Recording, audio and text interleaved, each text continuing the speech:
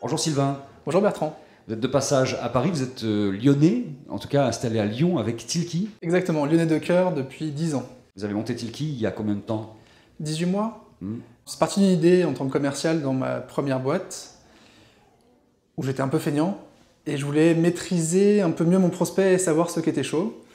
J'ai cherché une solution que je n'ai pas trouvée, je me suis créé moi un petit WordPress tout bête, mais qui me donnait déjà beaucoup d'infos, et j'en ai écrit un vrai cahier des charges, rencontré des développeurs, et on s'est associé pour lancer ça, et l'application est disponible depuis 1 an.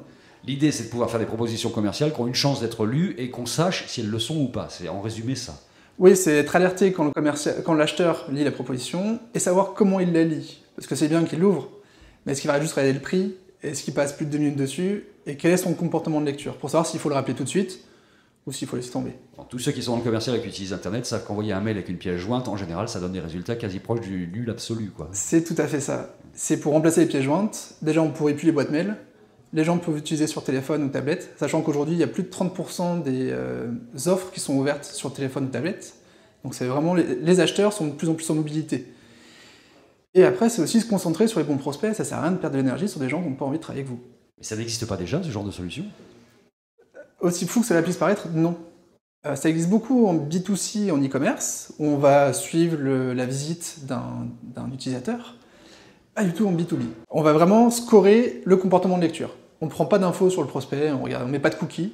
Mais du coup, ça permet de gagner du temps et gagner en taux de transformation. Parce qu'on va appeler au bon moment, et ça change tout. En fonction de comment est lue votre proposition, aujourd'hui, on peut statistiquement vous dire, là, vous avez 74% de chances de signer. Alors ça paraît un peu dingue de pouvoir le dire avant même que le prospect vous ait appelé. Aujourd'hui, on a dépassé les 17 000 tiles envoyés. Et du coup, aujourd'hui, on arrive à savoir, en fonction de ce qui est lu, si c'est chaud ou pas. Aujourd'hui, l'URL qui est envoyé, le lien qui est envoyé, on le personnalise avec votre nom. Donc on crée un sous-domaine de votre site.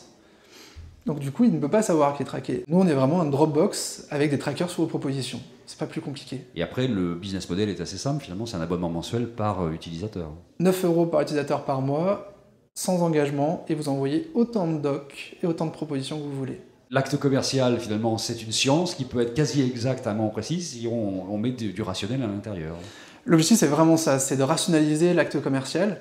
N'empêche que l'humain est indispensable, n'empêche que la relance téléphonique est plus qu'importante, et le tout, c'est de la faire au bon moment. D'ici fin juillet, on sera intégré à Salesforce, Sugar et Dynamics. Au final, c'est pas des gens qu'on traque, c'est une lecture.